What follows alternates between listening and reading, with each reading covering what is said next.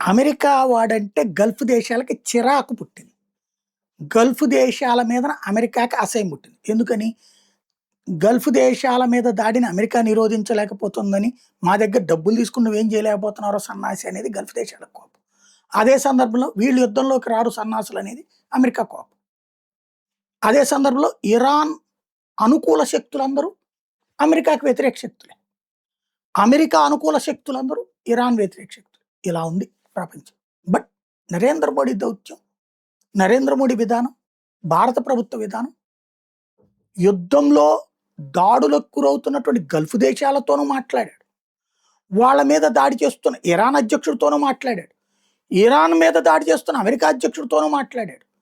అమెరికాతో తోడుండి దాడులు చేయిస్తున్న ఇజ్రాయెల్‌తోనూ మాట్లాడాడు.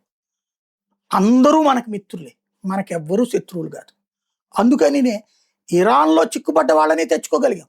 గల్ఫ్ దేశాల్లో చిక్కుపడ్డ వాళ్ళని తెచ్చుకోగలిగాం.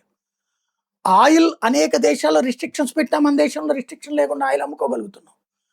వదంతుల వలన వచ్చినటువంటి డిమాండ్ సప్లై ప్రాబ్లం తప్పించి ప్రాబ్లం లేకుండా చూశారు. ధరలు పెరగకుండా చూసుకున్న మిగతా దేశాలన్నిటి ధరలు పెరిగి అల్లాడిస్తున్నా సరే.